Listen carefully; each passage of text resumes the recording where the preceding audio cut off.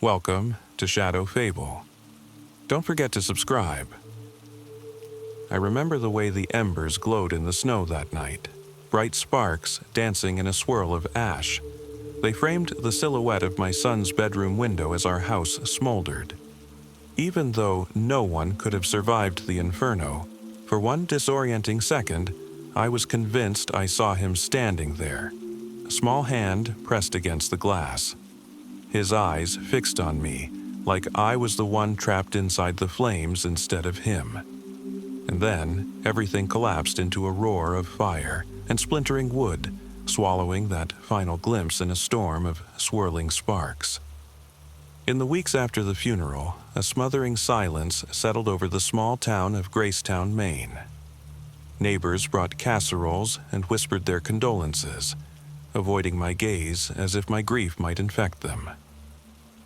Some left flowers on the charred remains of the house, just off the gravel road, but no one dared linger long. The scorched skeleton of the place was like an open wound in the heart of our community. I moved in temporarily with my sister Ruth, while awaiting insurance paperwork and finalizing details for a new home. She lived a few blocks away, in a rickety Victorian with peeling paint and narrow windows that never closed properly. It wasn't comfortable, but anything was better than the half-burned husk of my life. That's what I told myself anyway, until the nightmares started. Every evening, I lay stiff in a borrowed bed, hearing phantom footsteps on the stairs, or a creak in the hall that I was certain matched my son's light tread. I'd rush to open the door, only to find the hallway empty and the night unbroken, save for my own unsteady breath. A month slipped by, then two. I visited my son's grave each morning. There, in the biting winter wind, I'd stare at the gravestone etched with his name, Henry Morrison, 7 years old. I'd lay a small wooden toy car on the snowy grass, the same one he used to drive around the kitchen table, making brrm sounds between spoonfuls of cereal. His mother, my wife, was never there. We'd separated long before the fire. The distance between us had been growing for years, but Henry's death sealed that chasm for good. She never even called after he died. Part of me felt a smoldering anger, but mostly I just felt hollow. Then, on a chilly Thursday afternoon, it happened. I was walking past the burned shell of my former home, peering through a hole in the blackened fence as I always did. I couldn't stop myself. I needed to see it. And there, in the slanting sun, I spotted footprints in the ash. Small, barefoot tracks leading toward the collapsed back porch. They looked fresh. Sharp edges, no drift from the wind. Exactly the right size for a child of 7. My heart thumped so hard it nearly robbed me of breath. I stumbled across the yard to confirm. The footprints led in a narrow line, then vanished amid the debris. I felt cold sweat trickle down the back of my neck. It was impossible, of course, yet my eyes told me otherwise. A swirl of half-remembered true crime stories crowded my mind, cases where family members insisted a missing loved one was still alive. How neighbors would feed into the delusion, leading to frantic hunts through attics and barns. But Henry wasn't missing. His body had been found, identified, and buried. There'd been a closed casket funeral. I forced myself to move on, ignoring the frantic beat of my heart. That night, I sat at my sister's dining table, swirling whiskey in a tumbler. The overhead light buzzed, a single moth flickering near the bulb. Ruth watched me from across the room, frowning. She'd once worked as a psychiatric nurse in a clinic 2 towns over, and I could see her old instincts kicking in. "You look like you've seen a ghost," she ventured softly. I tried to speak, but my voice caught in my throat. Finally, the words tumbled out. There were footprints at the house. She set her mug of tea down. Kids fooling around, maybe? Bare feet in this weather? They matched Henry's size. Ruth pressed her lips tight. Her eyes grew moist, but she wouldn't let herself cry. "Grief can do cruel things," she said. "It can trick your mind, make you see what you desperately want to see." I nodded, but the uneasy feeling twisted in my gut. I didn't want to see Henry's footprints. That was the worst part. I wanted to move on, yet something was drawing me back. The following day, I decided to check in with a friend of mine, a part-time deputy named Sam Wilcox. He'd worked a series of missing persons cases, some with bizarre leads that turned out to be illusions or hoaxes. Maybe he could talk sense into me. When I arrived at the rundown county sheriff's station, Sam was behind his desk, flipping through old case files with a bored expression. His face hardened the moment he saw me. "Hey," he said quietly. "How you holding up?" I hesitated, then blurted, "I saw footprints by the old place. Kid-sized." Sam leaned forward, cautious. "You sure?" I explained everything. The snowfall, the ash, how the prints seemed too fresh. But as I spoke, a wave of self-consciousness washed over me. Even in my own ears, I sounded like a desperate father chasing a ghost. Sam didn't look dismissive, though. If anything, he looked unsettled. "I'll come by this weekend," he said, scribbling a note. "We'll take a look, but hey, I gotta ask, are you sleeping? Sometimes..." "I'm fine," I snapped, standing. "I'm not seeing things." Sam raised a placating hand. "Understood." I paced out of the station, feeling his eyes on my back. There was pity there, but also a shade of uncertainty. That kind of expression you give someone when you're not entirely convinced they're telling the whole truth. On Saturday morning, as promised, Sam arrived in his worn-down patrol car. It was bitterly cold, the kind of damp chill that sticks to your bones. We trudged through the blackened yard together. Snow crunched beneath our boots, revealing no trace of any footprints. A recent dusting covered everything in a fresh, powdery blanket. If footprints had existed, they were long gone. Then we heard a car door slam. We turned to see my neighbor, an older woman named Kathleen Harris, standing at the edge of the yard. I'd grown up seeing her round town. She was known for her wide-brimmed hats and suspicious nature. She looked pale, eyes darting as if she expected to see something unnatural among the charred debris. "Mrs. Harris," Sam called politely. "Something you need?" She clutched her purse. "I was coming back from the market, saw you both here, been meaning to say something about the boy." Sam and I exchanged glances. My pulse quickened. Kathleen wet her lips. "I saw him last week by the fence." She turned to me, her voice trembling. At first, I thought it was just someone's kid wandering, but then it looked like Henry, wearing that little blue coat. The old woman's voice cracked. "Couldn't be him, though, right? Couldn't be." My mouth went dry. Sam stiffened, turning back to me. I felt an irrational jolt of vindication, but it was mixed with a colder dread. If neighbors were seeing Henry, either something real was happening, or we were all in the grip of a shared delusion. Folie à plusieurs, a phenomenon I'd heard about once in a battered psychology magazine at the library. But no matter how I spun it, I couldn't wrap my head around it. Sam cleared his throat. "We'll look into it, Mrs. Harris. Thanks for telling us." He ushered her along. She scurried back to her car, as if relieved to leave us behind. I kicked at a fallen plank of blackened wood. "You think she just wants attention?" Sam gave me a long look. "She's never been the type to make things up." He paused. "Remember that Blevins case over in Addison County, 1976? The entire neighborhood claimed to see the missing boy weeks after he disappeared. Some folks even reported talking to him. turned out to be mass hysteria, some kind of coping mechanism. People were sure they'd seen him, but they were just seeing shadows, or reading random kids' faces as his. Grief, guilt. It can do strange things to your mind. I forced a half smile, but the expression felt warped. So, we're all going mad? Sam shrugged. Let's just say, keep your eyes open. A few days later, the sightings multiplied.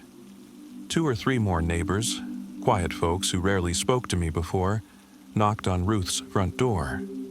They claimed they glimpsed Henry near the corner store or wandering along the snowy sidewalk. Some insisted he looked frightened, darting between parked cars. Others swore he stared right at them with haunted eyes. Most were uncertain, wanting reassurance that they weren't losing their minds.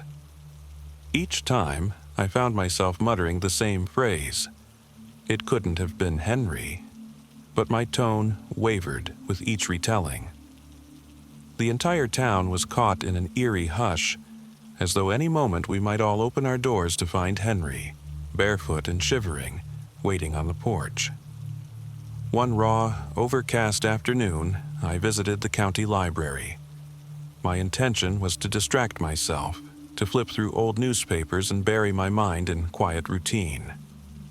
Instead, I found myself in the true crime section, scanning accounts of unexplained sightings, missing children who supposedly haunted their old neighborhoods.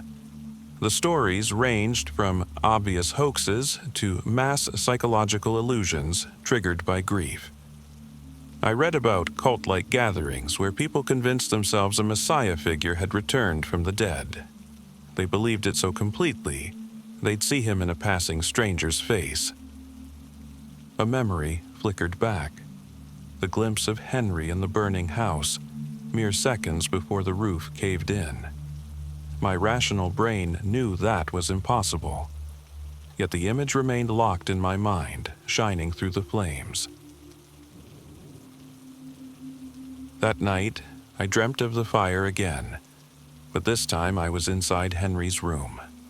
I couldn't feel heat, the flames were silent, like a movie on mute. And in the corner, Henry stood with his back to me, scribbling in a blackened notebook, his shoulders trembling as though he were sobbing. When I touched his shoulder, he turned. Only it wasn't Henry's face at all, it was my own, twisted by agony. I woke, soaked in sweat, the taste of ash in my mouth. I'd never been one to put stock in dreams, but each morning the leftover dread clung to me. At dawn, I drove to the cemetery, stepping through the drifted snow to Henry's grave. A single crow perched on the headstone, croaking in the icy air. I closed my eyes, letting the hush wash over me. Behind my eyelids, I imagined my son's small shape, his laughter, the warmth of his hand in mine. But that was all it was. Memory. A cough startled me. When I turned, there stood a figure in a heavy coat. My wife, Suzanne. I hadn't seen her in months. She looked gaunt, eyes rimmed with bruised circles, hair matted beneath a black knit cap. She approached slowly, as if uncertain I'd accept her presence. "I kept away," she said, voice trembling. "I didn't think I just wasn't ready, but with all these sightings." Her gaze drifted to Henry's grave, and a tear glimmered on her cheek. Word had reached her, apparently. I knew she'd moved south to a friend's place after we separated, fleeing the cold and our constant arguments. We'd fought over so many things: money, trust, Henry's schooling, my late nights. In the end, nothing was resolved, and it broke Henry's heart. Now, with him gone, there was nothing left to do but blame ourselves. "They say they see him," she whispered, eyes dark on mine. "And you?" I swallowed. "I haven't actually seen him, not awake at least." She touched the gravestone lightly. "I keep thinking about that night. The last time we spoke on the phone, I told him I'd come visit, and I never did. So, if there's a chance... She trailed off, tears sliding down. A chill wind whipped across the cemetery, rattling bare branches overhead. The hush felt deafening. I hesitated, then slowly reached out to place a hand on her shoulder. We stood together, letting the bitter air steal words from our lips. The moment felt fragile, like we were standing on the edge of a cliff, deciding whether to leap back into illusions or cling to reality. By the end of the week, the tensions in town reached a boiling point. A local forum online lit up with frantic posts. Another Henry sighting? Is the Morrison boy alive? People spun theories. He'd run away before the fire, or there was some mysterious cover-up. Worse, a handful of conspiracy-minded folks insisted the entire tragedy had been staged, pointing at me as a suspect for insurance fraud or something darker. On a damp Friday, I was called to the sheriff's station again. Sam greeted me outside, wearing an expression of guarded confusion. We had another report from a couple who lived near the old lumber mill, he said. They claim Henry approached them begging for help, then vanished. They're insistent, no doubt at all. I had to send a search party, which is, well, you understand how insane this looks on the county's budget sheets. I stared at him, numb. Did they find anything? He shook his head. Not a trace. No footprints, no clothing, nothing. I remembered reading about the Salem witch trials, how entire communities whipped themselves into frenzy on scraps of evidence. Fear birthed illusions that felt real. Looking into Sam's eyes, I suspected he was wondering whether I'd started this hysteria, intentionally or not. That night, I sat alone on the porch of Ruth's house, watching the wind blow icy gusts across the dark street. Low clouds pressed overhead, and the street lamps glowed amber in the swirling flurries. At the corner, a shape flickered, half hidden by a parked truck. My chest tightened. Standing in the hush was a small figure wearing a blue coat, Henry's coat. Henry, I gasped, leaping to my feet. The shape turned and fled behind the truck. I dashed across the yard, nearly slipping on a patch of ice. Rounding the vehicle, I found only empty shadows, the wind whipping stinging flakes into my eyes. I thought I saw footprints in the fresh snow, but the wind quickly erased them. My heart hammered, adrenaline roaring in my ears.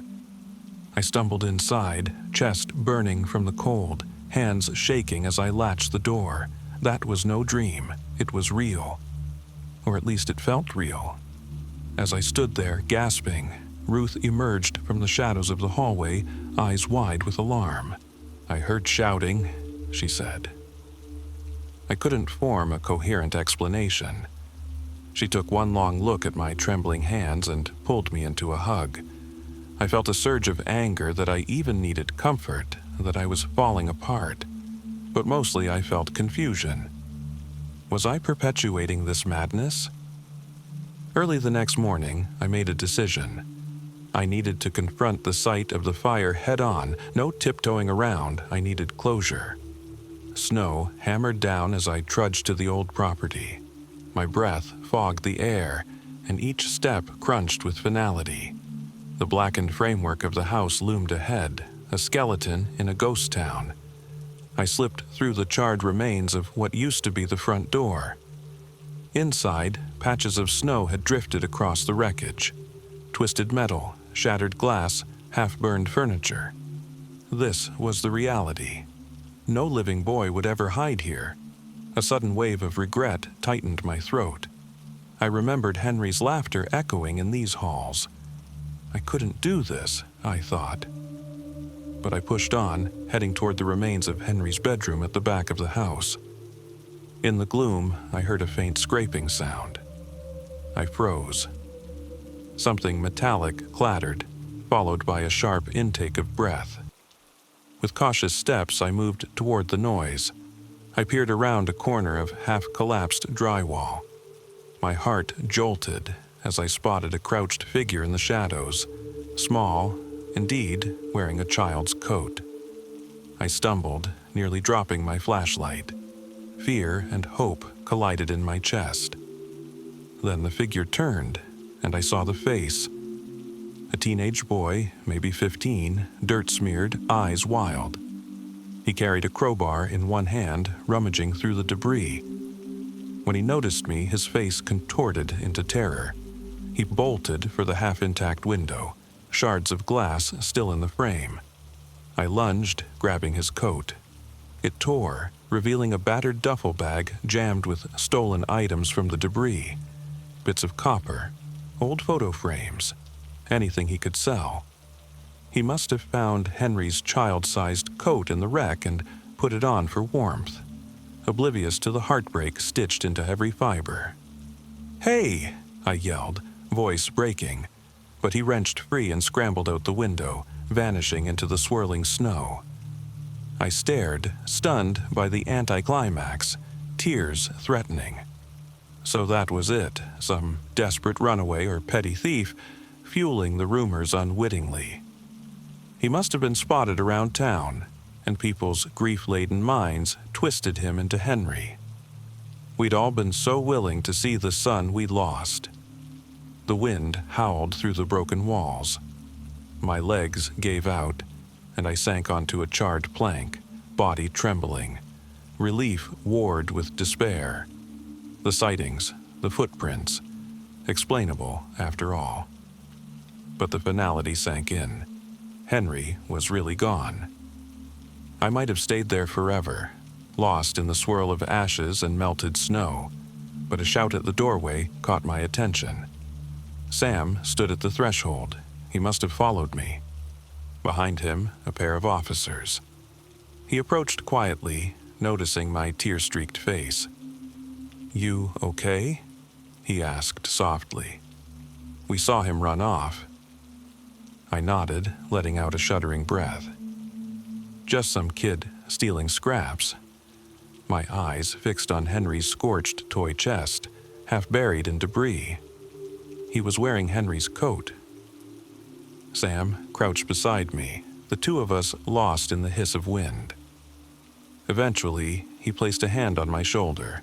"We'll find him," he said. "He's probably from out of town, a runaway. We can help him." I didn't respond. Instead, I just stared at the remnants of Henry's room, letting the reality anchor me. Ash caked the back of my throat, and the cold stung my cheeks, but I felt more awake than I had in weeks. The illusions, the sightings. They were illusions for certain folks, but for me, something else had lurked beneath. Guilt, hope, denial. I'd clung to a flicker that maybe Henry was still there. Even as I wanted to move on, I secretly harbored the impossible. Sam helped me stand. We walked through the rubble, stepping over beams and shattered glass until we reached the yard, where the officers waited. They had their radios out, scanning for any sign of the fleeing teen. In the distance, I glimpsed neighbors gathered on the street, drawn by the police cars. The hush in their expressions told me they were hungry for an explanation, perhaps even reluctant to let go of the miracle they'd imagined. Finally, as I reached the road, I turned back for one last look at the charred skeleton of the house. The snow swirled in the silent yard, erasing footprints almost as soon as they appeared. At the edge of my vision, I thought I saw movement. A quick flicker like a child ducking behind a broken fence. But when I stared directly, there was only the wind stirring the ashes. Sam squeezed my shoulder. "Come on," he said gently, guiding me away. I swallowed hard, letting the winter air burn in my lungs. With each step, the weight of my grief pressed into me, yet I felt a sliver of clarity. Henry was at rest. What the town saw, what I nearly believed, it was the echo of a desperate wish shared by everyone who'd loved him, or simply by those enthralled by the story of a vanished boy. We'd all wanted to believe that tragedies could be undone, that second chances might appear in footprints on the snow. But real life isn't so kind. In the end, all we have is the memory of a smile in the flames, and the knowledge that some illusions are born from the darkest corners of our broken hearts. When the storm finally passed that evening, I left a single blue flower at Henry's grave. The wind carried the scent of pine and distant chimney smoke.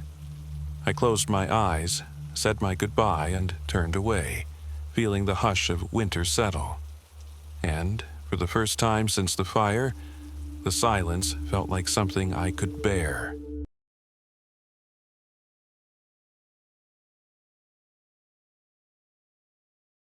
I never believed the ice could keep secrets until it began to whisper my name. I arrived at the remote research station in Antarctica with the promise of isolation and the allure of discovery.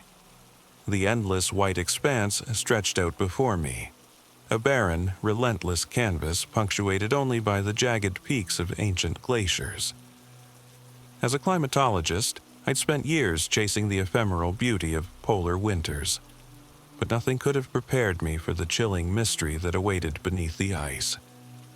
During my first week at the station, I found solace in the quiet routine, recording data, watching the skies, and scribbling thoughts into my journal.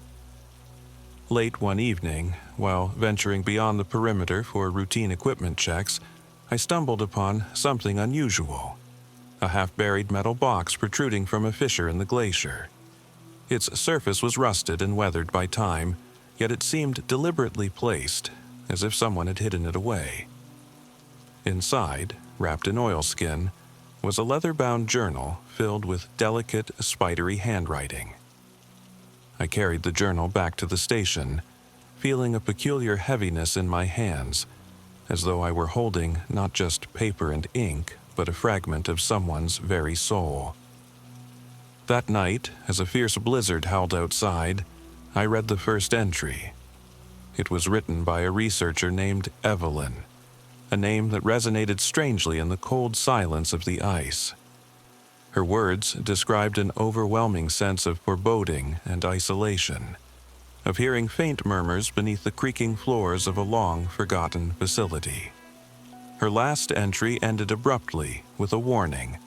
Beneath the ice, something stirs. It hungers for the living. At first, I dismissed it as the ramblings of a disturbed mind. Yet, as the days passed, I found myself haunted by those words. Every time the wind shrieked against the station's walls, I recalled Evelyn's desperate plea, and a chill settled deep in my bones. I began to experience unsettling phenomena, a persistent, almost imperceptible whisper when I was alone, a fleeting shadow at the edge of my vision, and dreams where the ice itself spoke in a language older than time. The isolation of Antarctica magnified these sensations. My colleagues remained polite but distant, each absorbed in their own work, leaving me to confront the silence. I spent hours alone with the journal, deciphering cryptic sketches and fragmented memories that Evelyn had painstakingly recorded. The entries hinted at a secret laboratory buried beneath the ice, a place where science and the supernatural converged. Evelyn had described inexplicable experiments, forbidden knowledge, and a force that defied nature, a force that she believed was imprisoned within the glacier's heart.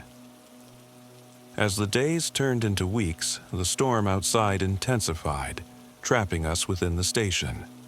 The heavy snowfall muffled any sound from the outside world, and the only communication came through crackling radios and stuttering satellite links.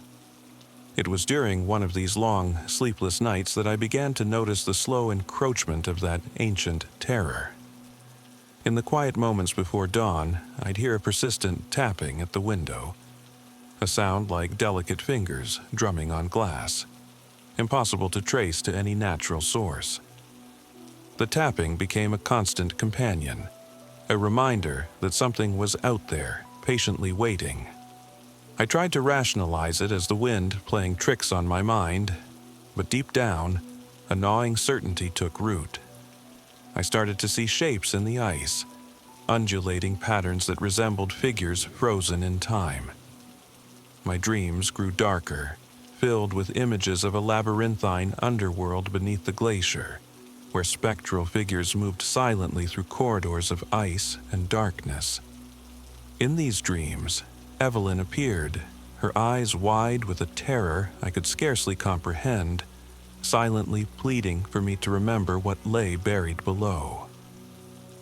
Late one evening, as the storm raged and the station's lights flickered, I discovered a new entry hidden between the pages of Evelyn's journal. The ink was smudged, as if written in haste or distress, and it spoke of an expedition, a secret descent into the heart of the glacier, where the source of the whispers resided. She described a narrow crevasse leading to a hidden cavern, illuminated by an eerie phosphorescent glow that pulsed like a heartbeat. The description was vivid, detailed, and laced with a palpable sense of dread. Evelyn wrote of strange symbols etched into the ice, symbols that resonated with a silent power, and of an indescribable presence that seemed to watch her every move. Compelled by a mixture of scientific curiosity and a deep-seated need to confront the unknown, I resolved to retrace Evelyn's steps. With the storm confining us to the station, I prepared a small team for an expedition to the crevasse mentioned in the journal. The following morning, under a leaden sky, we set out equipped with ropes, headlamps, and a cautiously optimistic spirit. Each step we took toward the crevasse felt like an entry into a forbidden domain, a descent into the secrets of a forgotten time. The journey over the ice was arduous, the cold seeping into our bones with every grueling step. The crevasse itself was concealed by a thin veil of snow and ice, almost as if nature was deliberately hiding it from human eyes.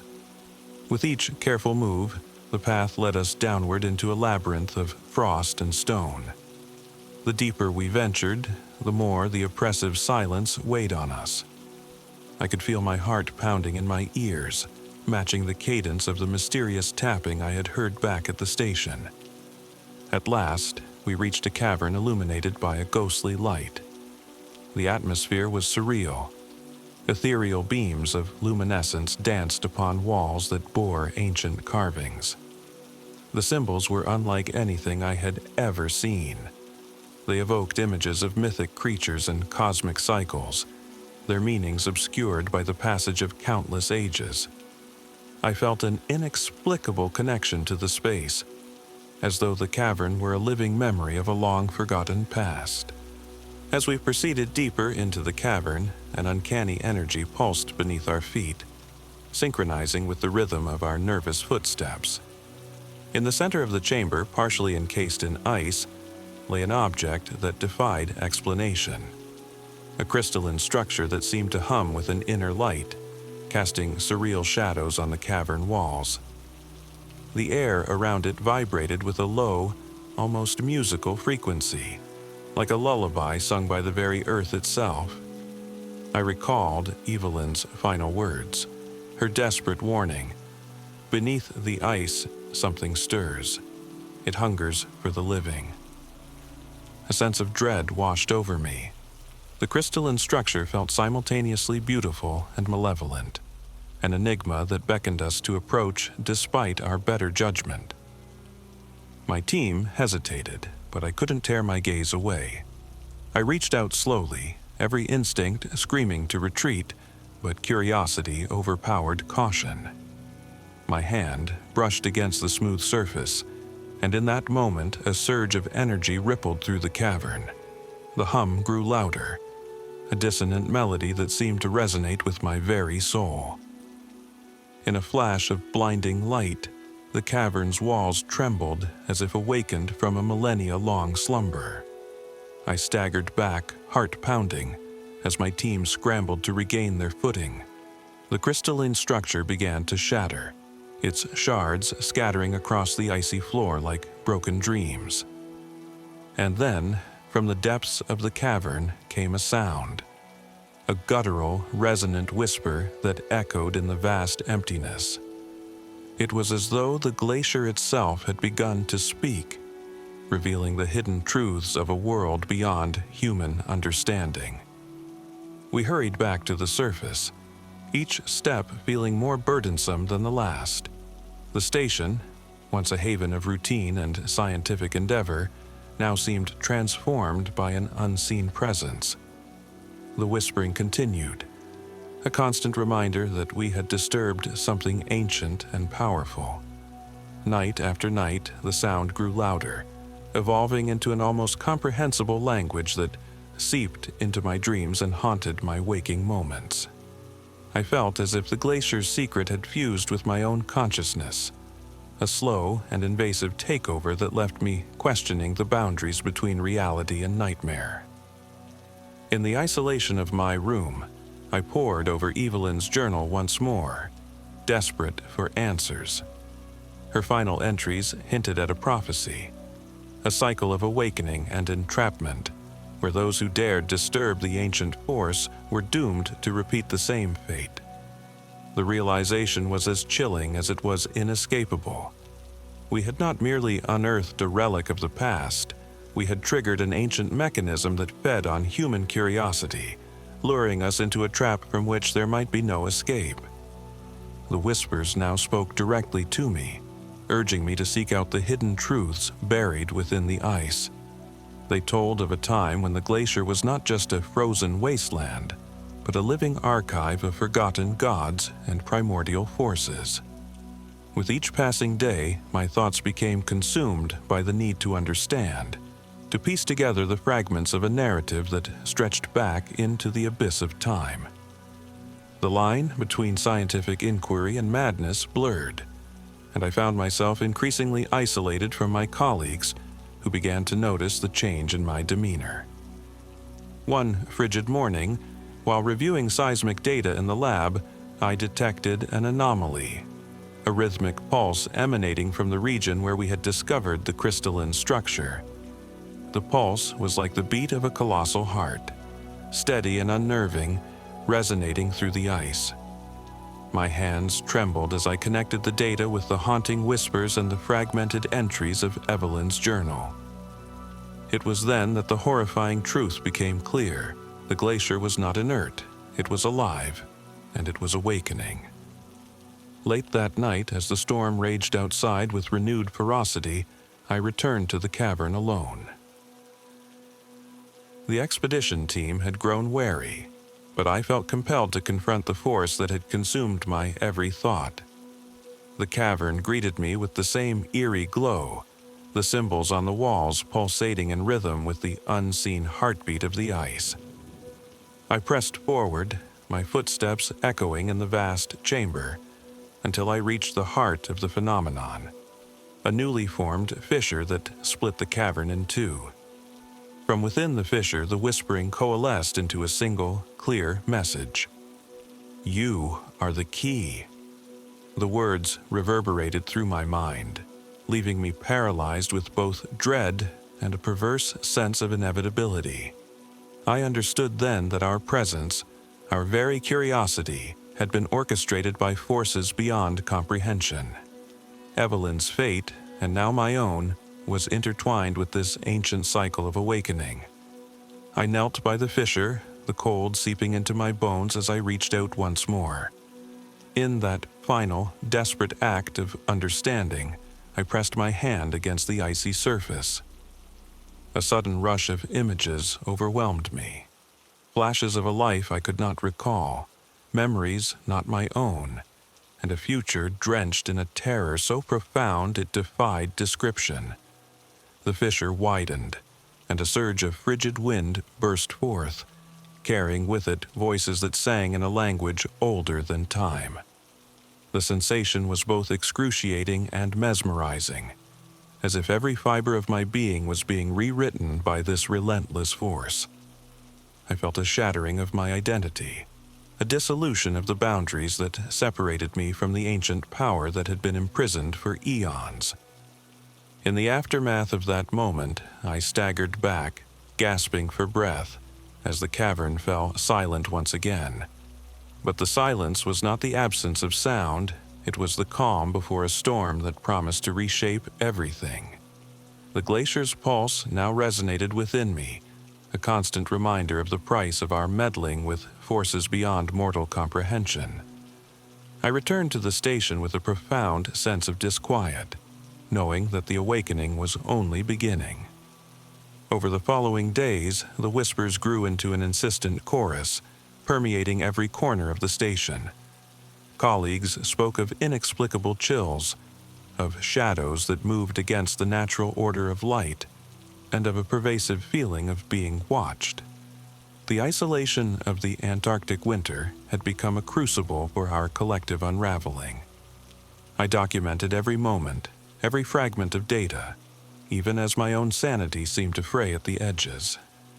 One final night, as the aurora borealis danced mockingly above the endless white, I sat alone in the lab, reviewing the seismic data that now painted a horrifying picture. The glacier's pulse was accelerating, a countdown to an unknown climax. The whispers returned, louder and more insistent than ever before. In a voice that was both mine and not mine, the message echoed one last time. Embrace your fate, for the ice has claimed you. In that moment, I realized that there would be no escape from this cycle. A slow, inexorable descent into a darkness that defied all logic. The ice, ancient and sentient, had woven itself into the fabric of our existence, demanding a price that none of us could pay. The station, our temporary haven of human ingenuity, had become the stage for a cosmic reckoning. As I prepared to record my final observations, I felt the weight of 1,000 years pressing upon me. The crystalline fragments from the cavern, the mysterious fissure and the ceaseless pulse of the glacier had all converged to reveal a truth too terrible to articulate fully. Sometimes the pursuit of knowledge opens doors that cannot be closed, and in seeking to understand the mysteries beneath the ice, we have awakened a hunger that will never be sated.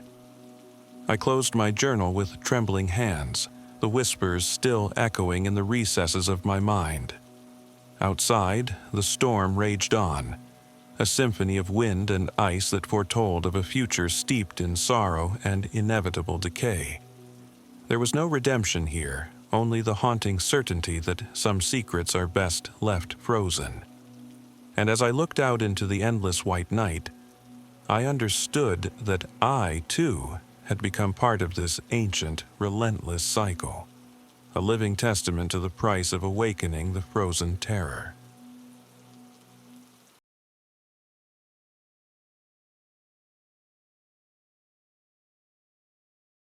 For years, Margaret performed for audiences worldwide. Little did she know her most captivating role was the one she didn't consent to. Margaret Ellison had always embraced the spotlight. In her youth, the stage was her realm, a place where passion and art intertwined to create moments of magic.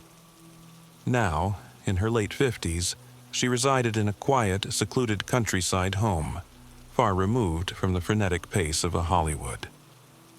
The house, with its creaking floorboards and overgrown garden, was both a sanctuary and a memoir of her past, a life filled with applause and adoration.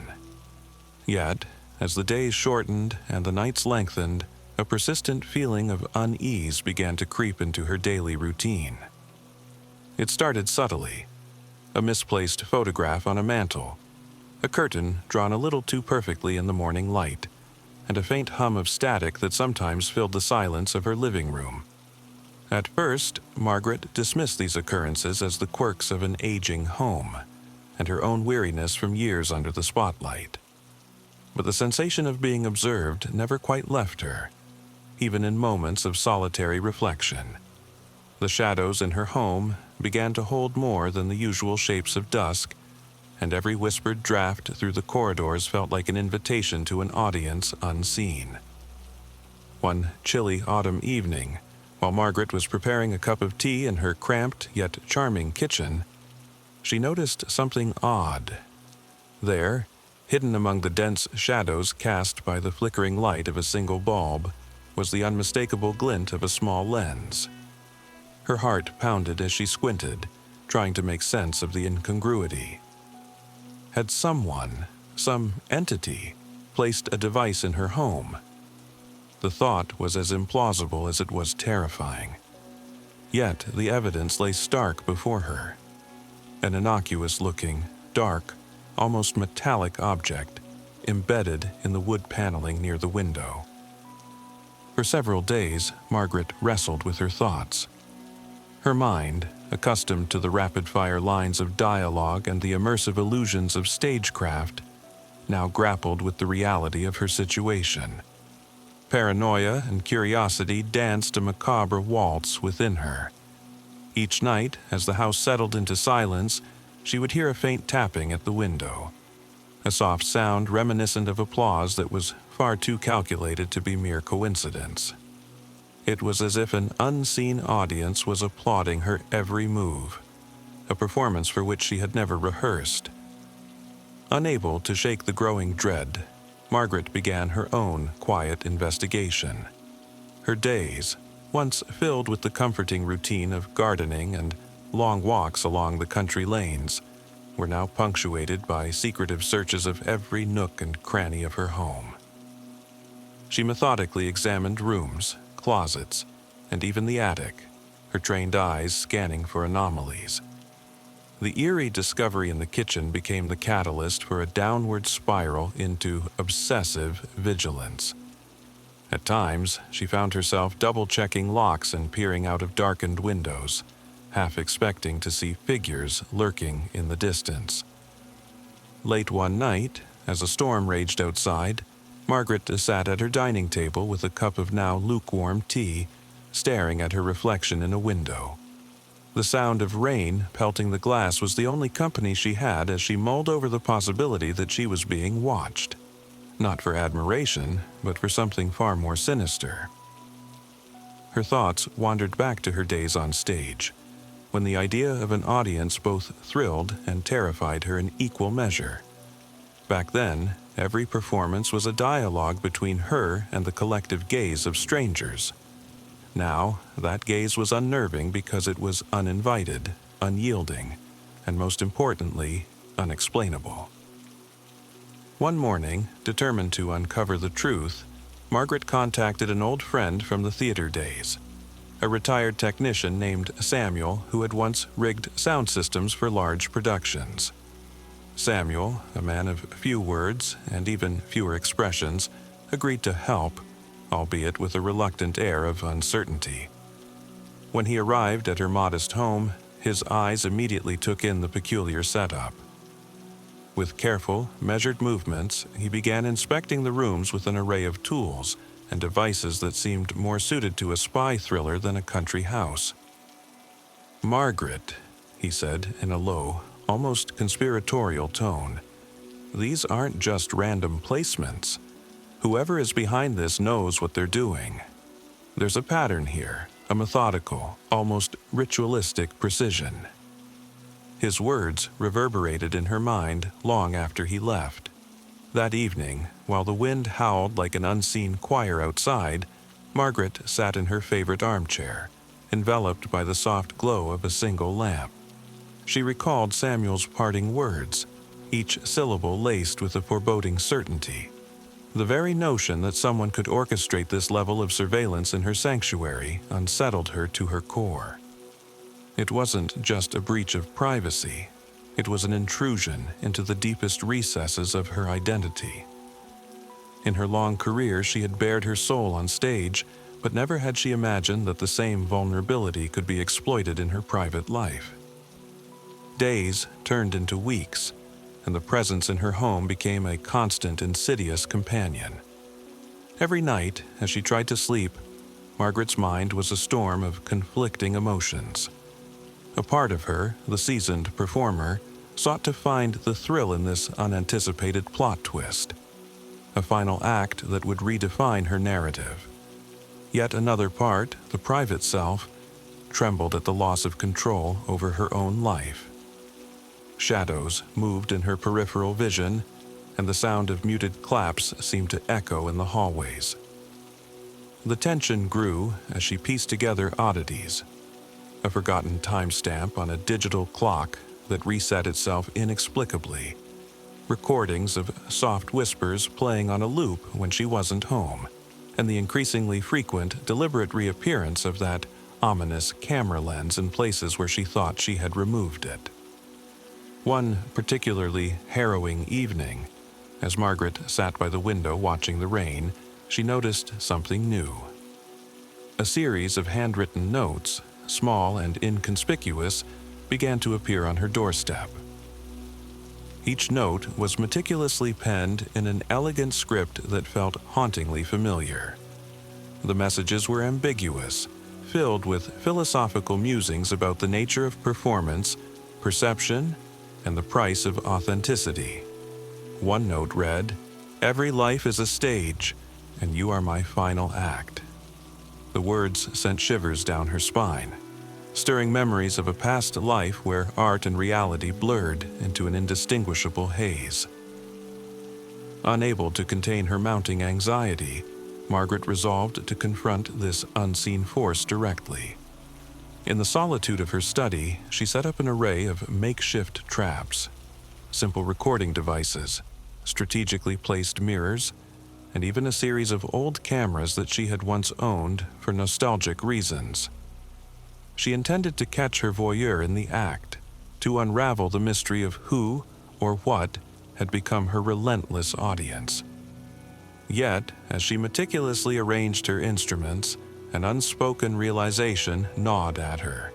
The true horror was not in the act of being watched, but in the profound sense of vulnerability it evoked, the feeling that her entire existence was nothing more than a performance for a critic she had never chosen. That night, as the wind whispered secrets through the cracked window panes, Margaret sat before her desk, surrounded by the eerie glow of her recording devices. Hours passed in tense silence. Then, at the stroke of midnight, the devices began to record. The familiar, almost comforting sound of static filled the room, only to be pierced by a faint, almost imperceptible murmur. It was as if 1,000 voices, all speaking in unison, were reciting lines from an ancient script. Margaret's pulse quickened as she listened, each word resonating with the sorrow of forgotten memories and the thrill of impending revelation. The recordings continued for several nights, each session revealing a deeper layer of the mystery. In the background of one tape, she heard a soft laugh, a laugh that was both mocking and melancholic. In another, a snippet of a conversation about art, regret, and destiny emerged, spoken in hushed tones that hinted at secrets too dangerous to reveal. The deeper Margaret delved into the recordings, the more she became entangled in a web of intrigue. She began to see patterns, connections between the notes left at her door and the fragmented messages captured on tape. It was as though the very fabric of her life had been woven into a script that she had no control over. As the days melded into nights, the boundary between Margaret's internal fears and the external evidence of the surveillance began to blur. She started to question whether the presence in her home was a deliberate act of cruelty or a tragic manifestation of her own haunted past. In moments of rare vulnerability, she would stand before her mirror, staring at the woman reflected back at her. An actress who had once thrived under the brilliance of stage lights, now reduced to a solitary figure haunted by the gaze of an unseen crowd. Each time, the reflection seemed to hold a secret, an unspoken story of the countless roles she had played, the myriad emotions she had felt, and the inescapable truth that life, in its rawest form, was the ultimate performance. Then, one fateful evening, as Margaret sat in her study reviewing yet another recording, a new sound emerged, a clear, distinct voice speaking directly to her. "You are not alone," it said, gentle yet commanding, echoing in the quiet of the room. The voice was neither male nor female, a disembodied tone that resonated deep within her. It was as if the voice was both an invitation and a warning. Margaret's breath caught in her throat as she realized that the voice wasn't coming from any device she had set up. It seemed to emanate from the very walls of her home, blending seamlessly with the creaks and groans of the old structure. In that moment, a chilling revelation dawned upon her. The surveillance was not merely an external threat, it was a mirror reflecting the darkest corners of her own mind. The intricate dance of hidden cameras and whispered messages was a carefully orchestrated performance, one that blurred the line between observer and participant. Had she been unwittingly complicit in her own unraveling? Every secret corner of her home, every echo in the hallway, seemed to ask that same unanswerable question. Margaret's investigation reached a crescendo one stormy night when, driven by equal parts fear and defiance, she decided to confront the source of the haunting voice. With a trembling hand, she opened a door that led to the basement, a place she had long avoided since childhood. The stairs creaked beneath her weight as she descended into the cold, damp darkness below. The basement was a repository of memories, old photographs, forgotten costumes from her acting days, and relics of a time when her life had been filled with both light and shadows. Yet, in the far corner of the room, an unfamiliar figure awaited. It wasn't a person, exactly, but rather a cluster of old, discarded television sets, their screens flickering with static. As Margaret approached, the static coalesced into a coherent image, a montage of scenes from her own past performances, intercut with images of her home and the silent watchers that had infiltrated her sanctuary.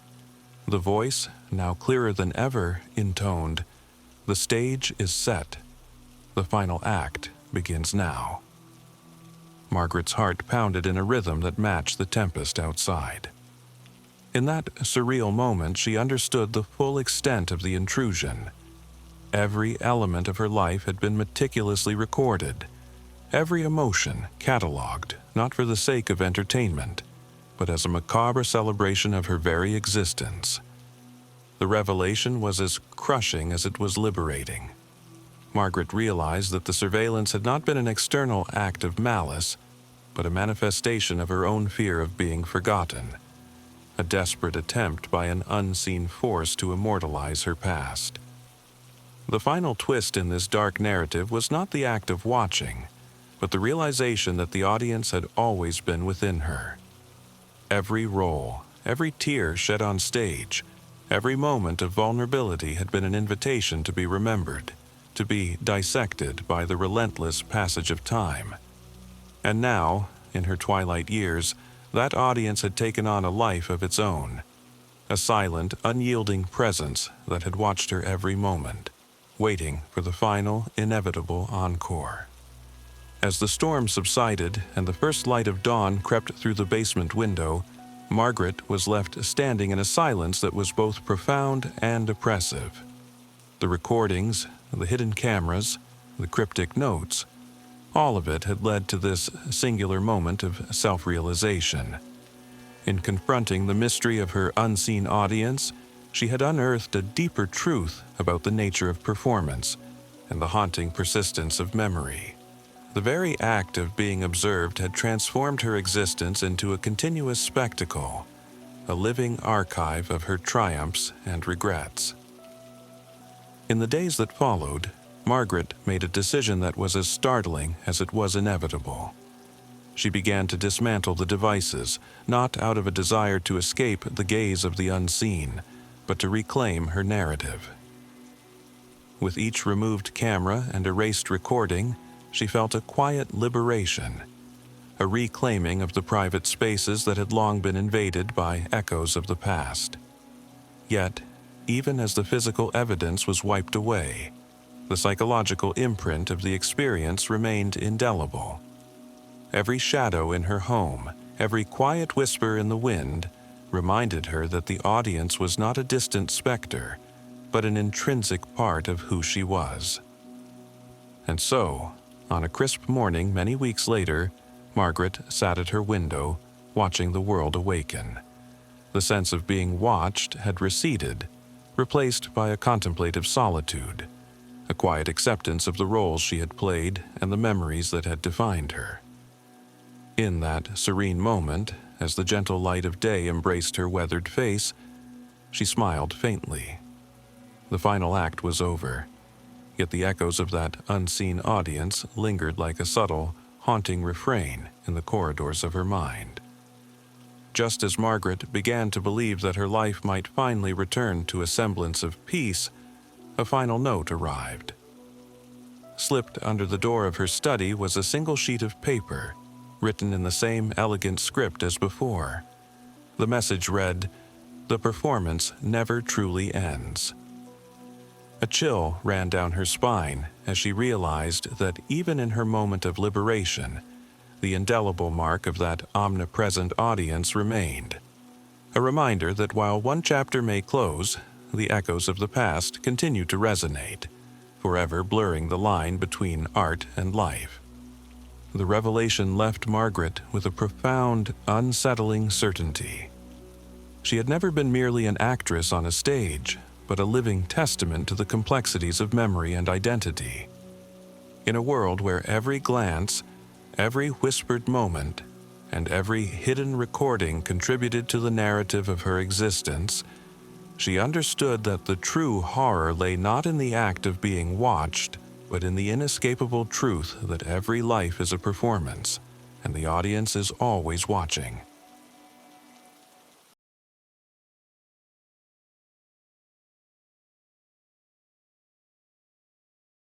At midnight, one lonely intersection can shatter everything you think you know about reality. I never believed in fate until I found myself drawn back to my hometown by a series of enigmatic radio broadcasts, their static-laced messages echoing through the dark hours of the night. I had left this place long ago, bearing memories of service and secrets too heavy to bear. But something in those whispers, half-remembered and distorted, called me home, pulling me along deserted roads and past forgotten landmarks like a ghost from my past. I arrived on a chilly autumn evening, the sky a deep canvas of indigo punctuated by the weak glow of street lamps. The wind whispered through the barren trees, carrying with it the scent of damp leaves and distant rain. My car's headlights cut through the darkness as I navigated a narrow road that led to an old intersection known locally as the Crossroads, a place rumored to be the meeting point of destinies, where time and space twisted into something unrecognizable. I parked my car at the edge of a long-forgotten parking lot, the silence around me thick and foreboding. The air felt charged with an energy I could neither explain nor ignore. I stepped out, my breath visible in the cold air, and listened as the wind seemed to murmur secrets of its own. I recalled the messages on the radio, fragments of phrases that felt strangely personal, like they were meant for me alone. As I walked along the cracked pavement toward the intersection, my thoughts drifted to my past. I was once a man of precision and order, a military intelligence officer trained to analyze the unexplainable and control the chaos of war. But some battles were fought within, and the scars they left were deeper than any visible wound. Each step seemed to carry the weight of those memories, the kind that never truly fade away, no matter how far one travels. The crossroads loomed ahead, a four-way junction marked by a single, weathered sign that had long since lost its original lettering. I hesitated before it, feeling as if I stood on the threshold between the world I knew and something far more unpredictable. The radio transmissions had hinted at revelations buried deep in the intersection of my past and my present, a place where the boundaries of memory and reality blurred. I set up my portable recorder and tuned into the old radio frequency, hoping to capture any fragment of the elusive signal. The recorder hissed and crackled, and then, just as I was about to dismiss the phenomenon as a mere technical glitch, I heard it. A clear, deliberate voice. speaking in a cadence that resonated with my own inner rhythm. It recited lines that seemed both familiar and foreign, words that tugged at the edges of long-forgotten memories. "At the crossroads of the mind, all secrets converge," the voice intoned. The message was neither threatening nor comforting. It was simply a statement of fact that unsettled me to my core. In the days that followed, I returned to the intersection night after night. I began to notice subtle changes, the way the shadows seemed to stretch unnaturally, the low hum of an unseen presence that accompanied the whispering wind. In the quiet hours, I would catch fleeting glimpses of figures in the periphery, movements so slight they could be dismissed as tricks of the light, yet their repetition suggested something far more deliberate. The town's residents spoke in hushed tones about the crossroads, recounting old legends of a place where the veil between worlds was thinnest, where one's inner demons could take physical form, if only for a fleeting moment. Every visit to the crossroads felt like a slow descent into a labyrinth of my own psyche. Memories surfaced unbidden, the strained faces of comrades lost in missions that had torn me apart, the weight of decisions made in the shadow of uncertainty.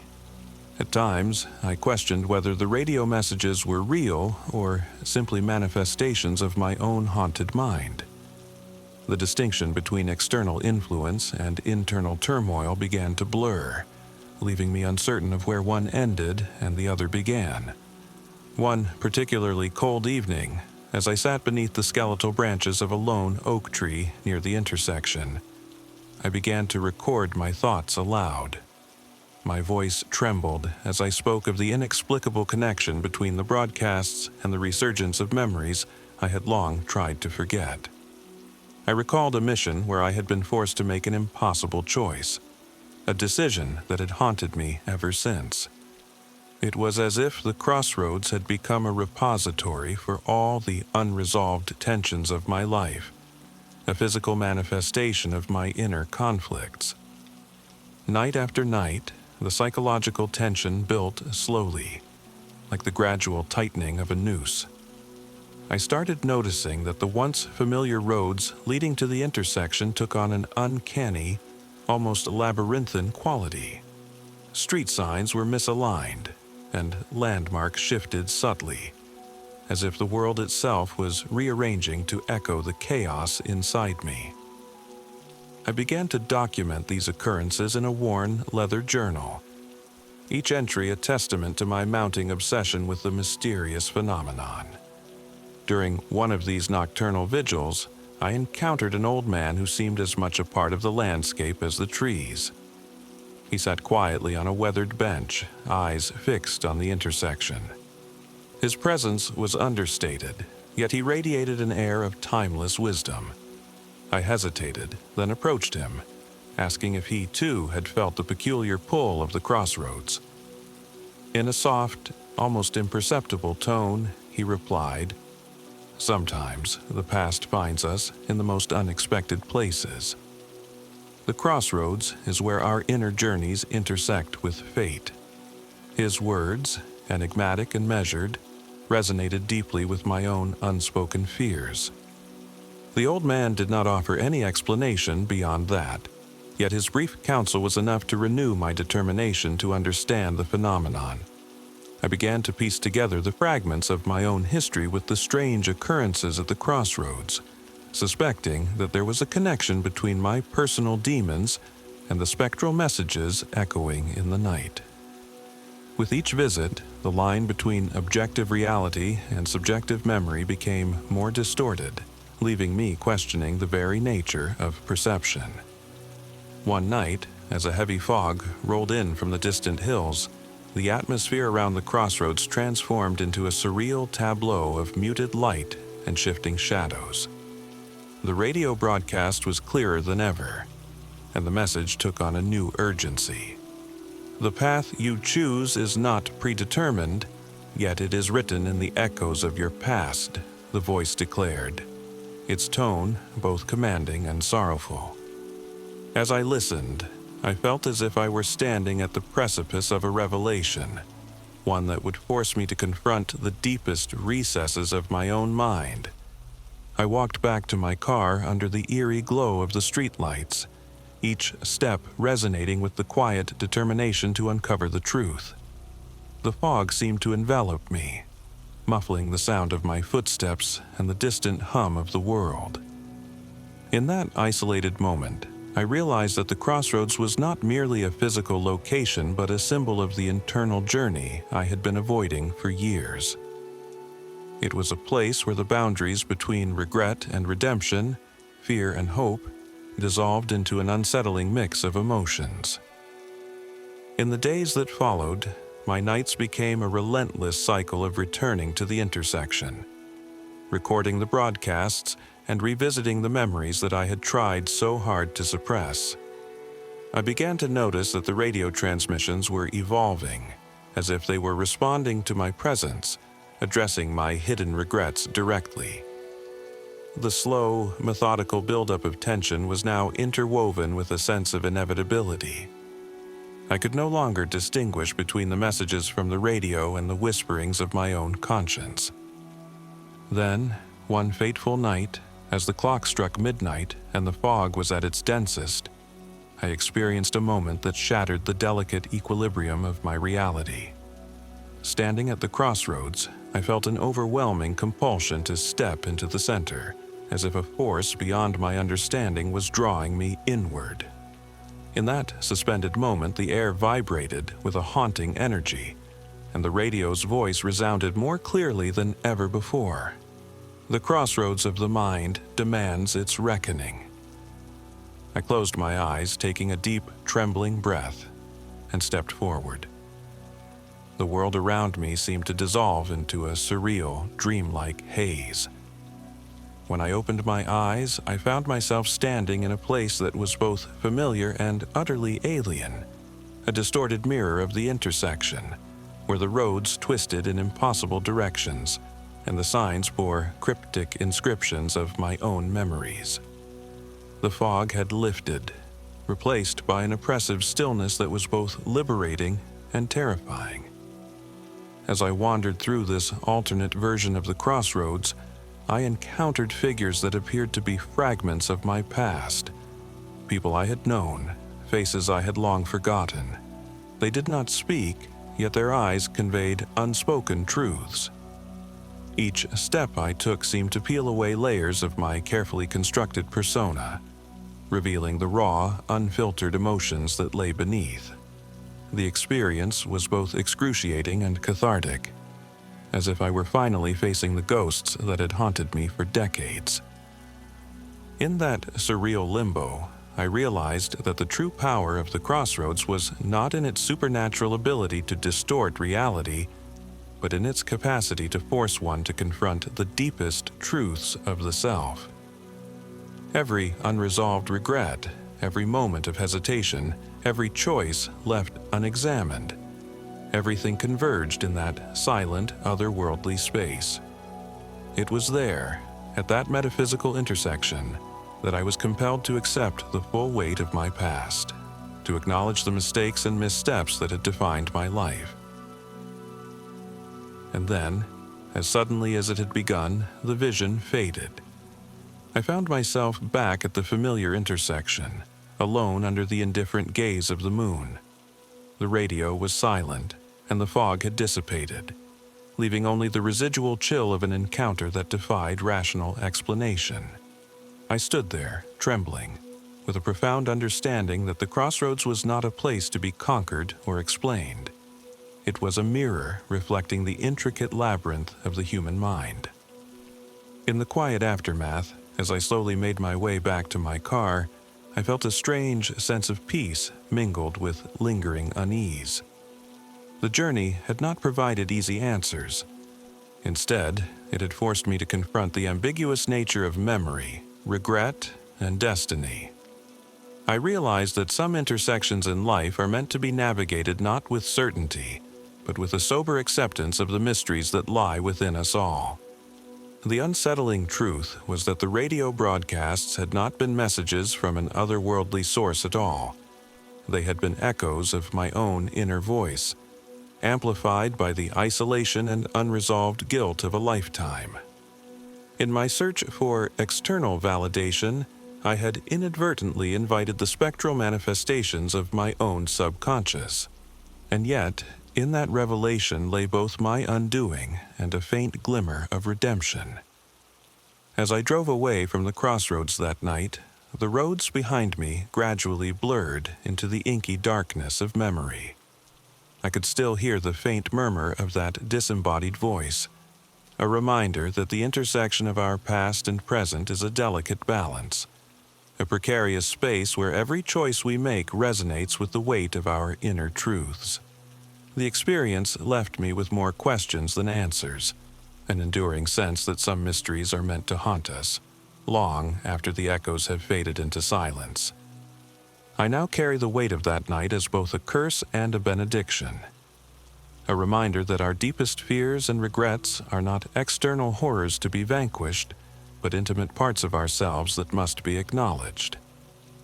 The crossroads of the mind remains etched in my memory, a spectral landmark on the journey of self-discovery, forever challenging me to face the unresolved intersections of my soul.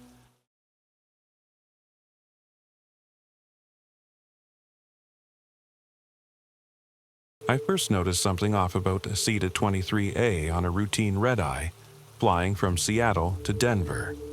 It was a seat like any other, one I'd been assigned plenty of times before. But that night, the overhead light flickered the entire flight, a tiny strobe pulsing in the corner of my vision. I wrote it off as a minor annoyance, turned my phone's flashlight on for reading, and forgot about it. I've always traveled for work, corporate compliance. I audit records, financial mostly, for Fortune 500 companies. No spouse, no kids, no pets. My entire life is neatly packed into a carry-on suitcase and laptop bag. Strange, perhaps, for an only child who once hated leaving the house. But I've grown accustomed to the perpetual motion of airports, security lines, and stale airplane coffee. I know the flight attendant's mid-air patter by heart, can recite the safety card in my sleep. Yet that first odd flicker in seat 23A was the beginning of a rift, something intangible, like a hairline fracture in glass. When we landed in Denver, I felt nauseous. My reflection in the dirty airport restroom mirror was pale, with shadows under my eyes like bruises. I assumed it was fatigue. My next few flights, though, were eerily similar. Flight 547 to Los Angeles, Flight 230 to Houston, Flight 668 to Chicago. Every time I booked with Trans-Spirit Airlines, I was dropped into seat 23A. The seat was never my choice. I'd try to pick something else during check-in, but the online system always crashed at the seat selection page. If I called customer service, I'd get put on hold for hours. Inevitably, I'd be handed that same seat assignment at the gate. The seat itself became an obsession. It wasn't just the flickering light anymore. Sometimes the tray table stuck. Sometimes it rattled for no apparent reason. Once, I discovered a small black scratch on the seat back in front of me, shaped almost like the letter X, but scoured deeply enough into the plastic to reveal a layer of pale foam. Another time, the seat pocket was jammed with a crumpled safety card from a flight that had been discontinued 2 years prior. On one flight to Atlanta, I politely asked the flight attendant, her name tag read Betty, if I could switch to an unoccupied seat. She gave me a strange smile, as though I'd asked her a trick question, and told me there weren't any open rows. I peered back and saw at least 4 seats empty. By the time I turned around to argue, she was gone, disappearing behind the curtain that separated coach from first class. 2 more flights, 2 more identical experiences. The flight attendants changed, the routes changed, but seat 23A was a constant. Worse, I was plagued with a creeping sense of déjà vu. The engine noise would spike right after takeoff in a way I swore I'd heard before. The captain's announcement seemed stilted, like someone reading from an old script. Once, a passenger across the aisle tried to chat me up. He was wearing a charcoal suit and a tarnished watch that looked vintage. He said he was heading to Denver, but our flight was bound for Miami. When I challenged him, pointing out our actual destination, he frowned, like I was the one confused. We barely spoke after that. That same flight, as we began our descent, a spasm of dread twisted my stomach. I leaned forward and peered out the window, expecting to see the bright sprawl of Miami, but there was only darkness. No city lights, no ocean reflection, just night. The overhead speakers crackled, and I expected the pilot's usual "prepare for landing." Instead, I heard only static, humming in waves until it faded away. Minutes later, the seatbelt sign dinged off, but nobody moved. The lights in the cabin flickered, and the plane kept flying through a black sky. I must have blacked out from anxiety, because when my eyes opened next, we were at the gate. The cabin was full of restless passengers standing to deplane, the bright airport lights glaring through the windows. I asked the flight attendant, a different woman, older, hair pulled in a tight bun, about the strange mid-flight darkness. She blinked, confused, then said, "Ma'am, you must have dozed off." "It's morning." I thought she was messing with me. It felt impossible that hours had passed. But sure enough, it was dawn. The confusion gnawed at me as I walked into the terminal. A week later, I received an email from a man named Corey Williams. The subject line read, "Urgent, please call," followed by a phone number. The body was a single sentence. I think we're on the same flight. Naturally, my instinct screamed scam, but something about the message got under my skin.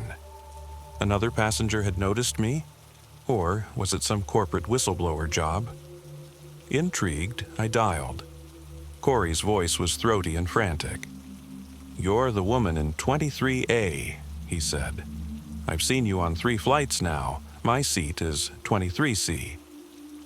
I tried to picture him, but my recent flights were a blur. "You've been next to me this whole time?" "Not next to you," he explained. "I sat across the aisle. I kept seeing you writing notes in that black notebook of yours, like you were investigating something. I am too." "Investigating what?" Corey hesitated before continuing in a hush. "These planes keep repeating. Routes that shouldn't exist. Even the seat assignment system is rigged. I've tracked 4 different flight numbers, all said to be heading to different destinations, but they're the same plane, the same crew. You notice how the attendants never give you a straight answer? They'll say, 'We're flying east,' or they just nod vaguely." A lump formed in my throat. I remembered that passenger who thought we were going to Denver, the flickering lights, the endless feeling in midair. How is that possible? "Are you saying we're not actually landing where we think we are?" "They feed you illusions," he said.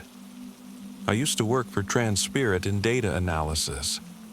I found archived flight plans that never matched the routes. Crew rosters that repeated the same names for flights years apart. Some corporate cover-up involving ghost flights. I stepped into the hallway of my Boston hotel, scanning for eavesdroppers. "Ghost flights? This sounds insane." Corey coughed. "I know, I've gone down the rabbit hole. Read about missing planes, hush-hush emergency landings, NDAs forced on flight crews. Once, I found a reference to Project Persephone in an old data folder, like they're running some psychological experiment at 30,000 feet. For the next hour, we compared experiences. He'd noticed the same flickering overhead light in row 23, weird anomalies with the airline's digital seat maps, even bizarre behavior from the flight attendants. We decided we'd coordinate to book the same flight in a few days, a route from Chicago to DC.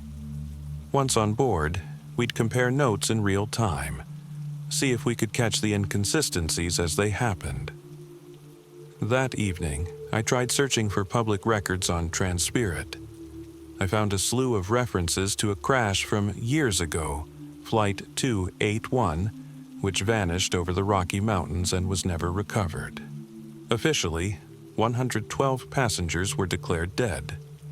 But rumor blogs and conspiracy sites claimed the airline hush-hushed the entire affair, that the plane reappeared months later at a remote airstrip, no passengers aboard. Some said the flight was part of a covert government contract involving psychological warfare. Others insisted it was pilot error. The official statement was maddeningly vague. I arrived at O'Hare Airport early for our coordinated flight. My phone buzzed, a text from Corey. Gate K6, meet at the coffee kiosk. He was leaning against the counter, posture tense. Clean-shaven, brown eyes, maybe mid-30s. He looked too normal, which somehow made me trust him less. But when he offered a polite nod and a half-smile, I caught desperation in his eyes. "Security guards been circling," he muttered. "I think they know we're here." Paranoia prickled my skin. We walked to the gate together, trying to blend in. Eventually, they called for boarding. Once again, I was assigned 23A, and Corey had 23C. Stepping onto the plane, I felt a suffocating sense of déjà vu. The same faint coffee odor, the same flickering bulb, the same flight attendant with a stiff, plastic smile. As soon as the cabin door sealed, I realized something else. The plane wasn't even half full. Yet, the gate agent had insisted they were sold out. A handful of passengers dotted the rows, most fixated on their phones or whispering among themselves.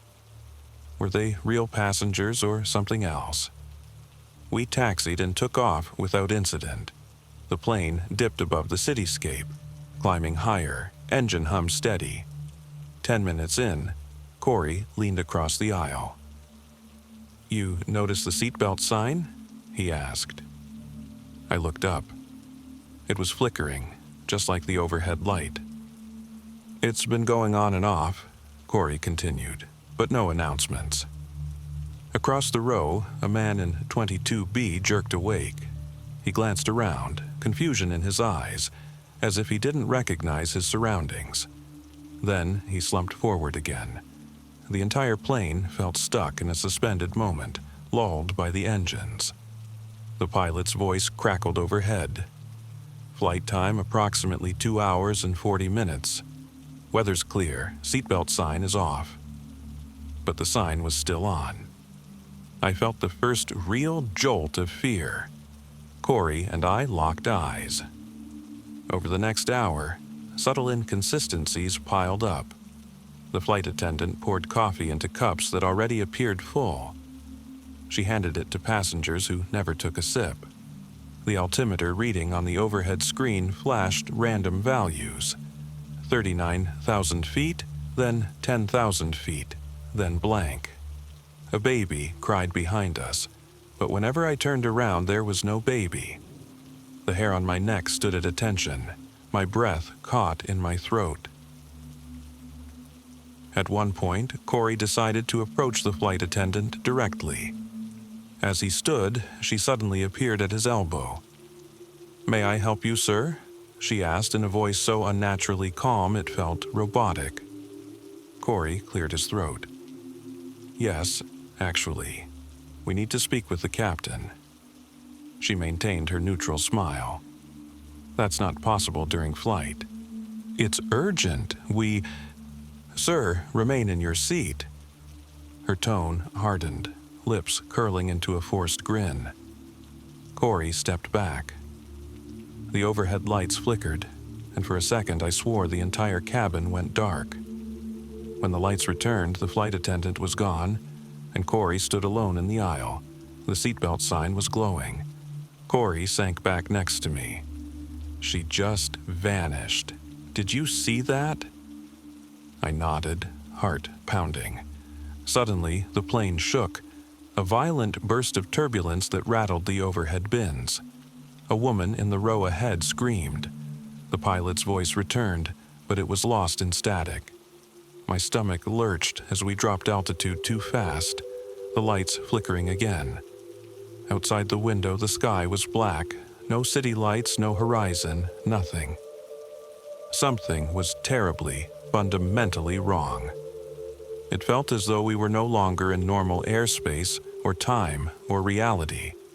It was an absurd thought, but the alternative, that we were living some elaborate corporate or governmental conspiracy, was equally disturbing. "Hold on," Corey said, rummaging in his backpack. He pulled out a thick manila folder. Within it were printed flight plans, rosters, and internal memos from Transpirit. I skimmed them, my mind spinning. They detailed simulated flight conditions, references to behavioral observation, and a redacted budget line from an unnamed government department. I froze at a memo titled Project Persephone, Implementation Timeline. Its final bullet read, Passenger Seat Assignment, Repeating Test Subject in 23A. Next to it, my name was typed in all caps. I felt a drop of sweat roll down my spine. "You found me in their system?" Corey's face was grim. "They've been testing on you for months. You and probably a dozen others. They keep you cycling through these flights, altering your perception. They want to see how long it takes before you crack." The turbulence subsided, and the cabin descended into an eerie hush. Passengers stared blankly ahead, unresponsive. As though someone had flicked a switch, they were all in some half-awake state. A burst of adrenaline drove me to stand. "We have to see if the cockpit door is unlocked." Corey began to protest, but I brushed past him. He followed quickly. The aisle felt longer than it should have, an optical illusion of repeating seat rows. I hurried, determined, heart pounding. Near row 10, I nearly stumbled over a bag. Corey caught me, and we pressed on. We reached the front. The curtain leading to first class was drawn shut. I took a breath and pushed it aside. The front cabin was empty. No flight attendants, no one at all. The cockpit door looked sealed. I tried the handle, found it locked. I pounded on it. No answer. Not even static from the speakers. Then, from behind us, that attendant's calm voice said, "You shouldn't be here." We whipped around. She stood inches away, that same painted-on smile. Now, I saw something else in her eyes. Fear. Like she was as trapped as we were, forced to play a role. Corey raised his hands. "Tell us what's happening." She didn't blink. Passengers must remain seated. "We know about Project Persephone," I said, voice trembling. "What is this plane? Where are we going?" She opened her mouth as if to speak, but her eyes flicked to the side, as though someone was watching.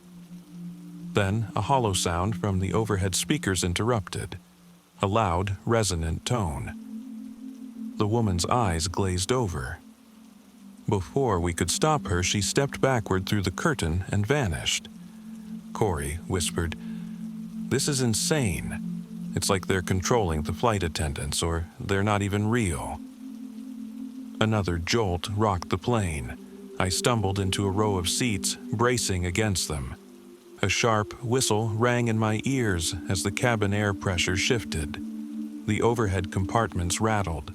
"This might be our chance," Corey shouted above the din.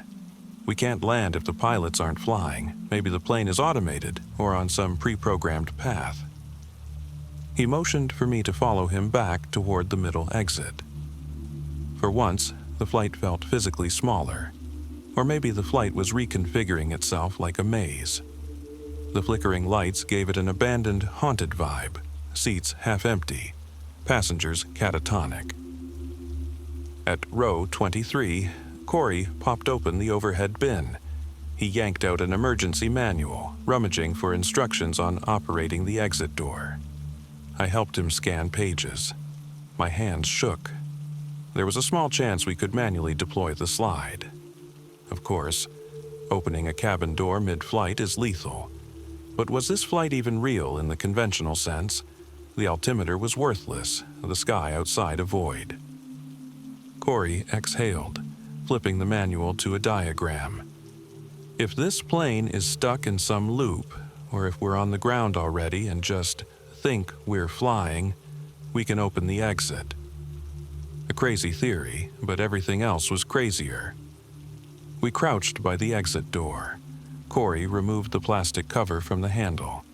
My heart hammered so violently I could taste metal at the back of my throat. "We do this together," he said. I nodded. On 3. We both grabbed the handle. 1, 2. A deafening siren shrieked through the speakers, cutting him off. The cabin lights flickered wildly, casting frantic shadows across the overhead bins. The sound was so loud it rattled my teeth. I nearly lost my grip, but Corey held tight. We yanked the handle upward. For a split second, I expected the roar of wind and explosive decompression. Instead, the door creaked open with a metallic groan, and a rush of stale air hit my face. The siren died abruptly. Everything went quiet, and beyond the door was not the sky. A gaping corridor stretched out. It looked like some industrial facility. Harsh fluorescent lights overhead, steel walls riveted in rows, the air thick with chemical fumes. My jaw dropped. This was no runway or airport terminal. It was more like a hidden testing site. Corey and I exchanged a disbelieving look. Then we hoisted ourselves through the exit. We found ourselves inside a massive hangar. The plane's cabin was grafted into the hangar's wall, like a movie set. Rows of scaffolding, cables, and black-clad technicians stood below, staring up at us with stunned expressions. Some held tablets displaying lines of data or camera feeds of the plane.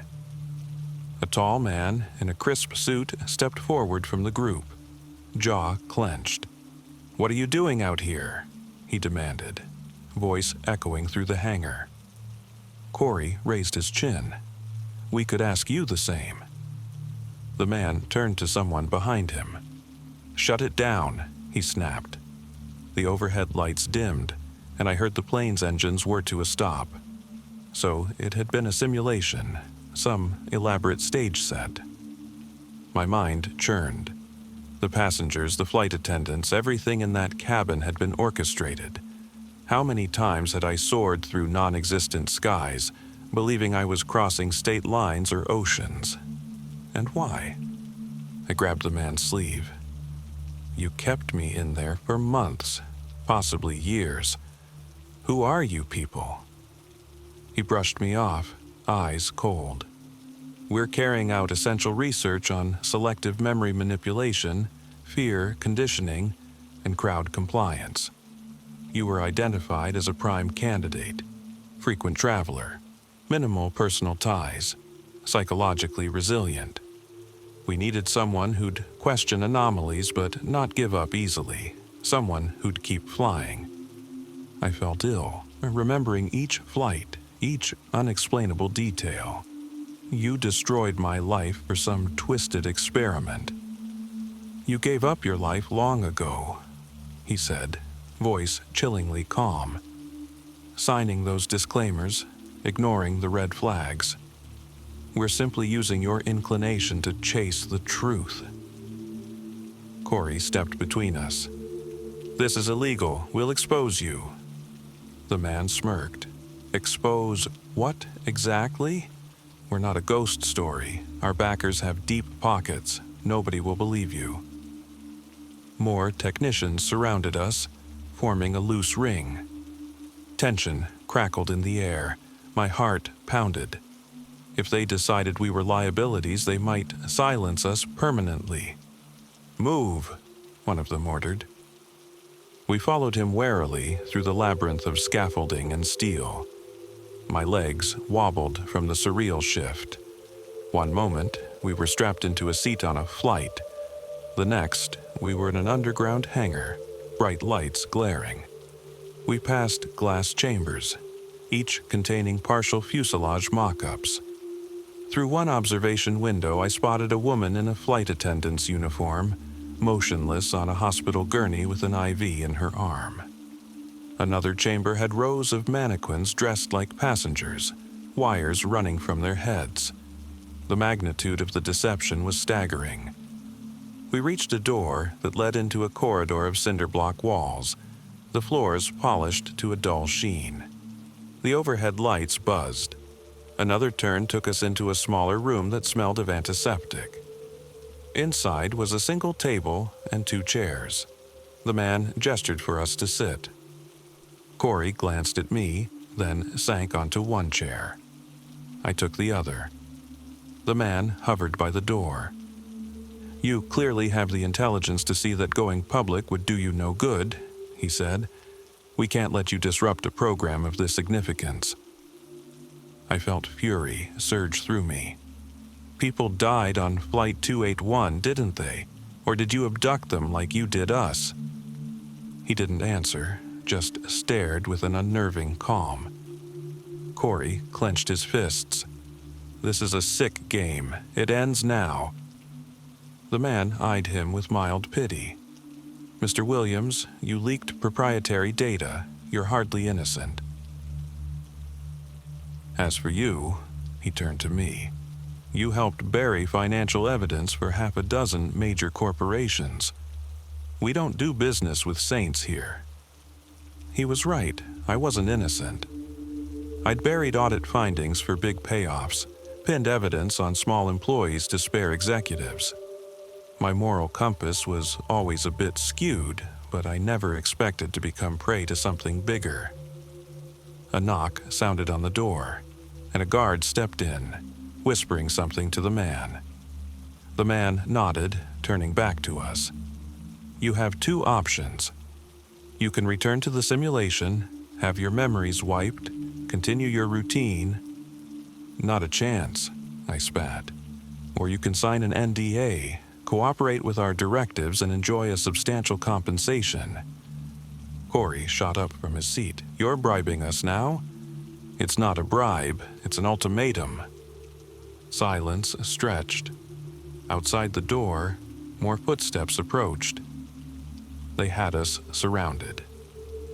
Corey's eyes flicked to me. "We can't fight them head on." I swallowed. I was no hero, and I could see no immediate way to take them down. But maybe we could pretend to cooperate, then leak everything once we were out. I forced my expression calm and said, "We'll sign. We just want out of this place." The man studied us carefully, then nodded to the guard. "Prepare their release." What followed felt like a bureaucratic fiasco. They took us to a windowless office where we scribbled signatures on reams of legalese. Then someone inserted an IV in my arm, presumably to stabilize me from the sedation they claimed we'd endured. The overhead lights glared like an interrogation lamp, turning my thoughts hazy. By the time they let us out, my legs felt made of lead. The exit was a narrow hallway ending in a metal door, guarded by 2 men with sidearms. Beyond that door, finally, we stepped into open air. A deserted parking lot under a stark desert sky. The sun hung low on the horizon. On the far side of the lot, a black SUV idled. The man in the suit reappeared one last time. "We'll be in touch," he said. "Remember, any breach of contract, any attempt to expose this facility, and there will be consequences." Then the SUV door opened, beckoning us inside. No alternative in sight, Corey and I climbed into the back seat. As we drove away, the facility receded behind us, a nondescript concrete bunker in a sea of sand. Sweat clung to my neck. My reflection in the window was gaunt and haunted, like I'd aged years in a single day. Corey sat quietly, eyes flicking between the rearview mirror and the distant horizon. When the driver finally spoke, he offered no small talk, just a terse order. Keep calm. We'll drop you in the nearest town. Your personal effects will be returned. I realized with a shiver that even free, we were still tethered by threats, but a stubborn spark flared in my chest. We were alive, and we knew the truth. I can still expose them, I told myself. There has to be a way. By dusk, we arrived at a tiny motel off a dusty two-lane highway. The driver deposited us, then sped away without a word. A neon sign buzzed overhead, casting the parking lot in a flickering pink glow. Corey turned to me, voice raw with fatigue. So, now what? For a long moment, we just stared at each other, the enormity of our ordeal pressing down. Project Persephone was real, the Seat 23. A flights, the illusions, the ghost plane scenario, every horrifying detail was part of a larger machine. People with power and resources had orchestrated a grand deception, and we were just two of the pawns who'd slipped off the board. Now, I whispered, we plan. We keep our heads down, but we find a way to tear this wide open. Corey's expression darkened with resolve. We walked into the motel office where a bored clerk handed us keys. That night, I barely slept. Every time I closed my eyes, I was back in 23A, the hum of engines overhead, that flickering light. But now, there was a new fear. That everything we'd seen might continue in secret. That more unsuspecting flyers would step onto planes that never really left the ground. Morning arrived in a wash of pale sunlight. I met Corey outside by a rusted vending machine, and we set our phones on the concrete edge. We tested them, no messages, no missed calls. Transpirit had wiped out any immediate traces of communication, but we still had each other, and that manila folder of Corey's with damning evidence. We started walking, dust kicking up around our ankles. The highway stretched long and empty. With every step, a sense of grim determination solidified inside me. We might be morally gray, we might be complicit in corporate cover-ups from our pasts, but we were about to do something that might actually matter. Somewhere in the distance, a lone aircraft droned across the sky, contrails fading against the morning light. I froze, heart thudding, scanning that plane with a mix of terror and fascination. Was that flight real, I wondered, or just another stage in the Grand Theater? Corey placed a hand on my shoulder. "Let's keep going," he said, voice trembling. "We have a lot of work to do." I nodded, and we walked onward, the open road before us, the desert sun glaring like a silent witness. A hollow fear clung to me, heavier than my carry-on ever was. But beneath it lay a spark, an ember of defiance that refused to go out.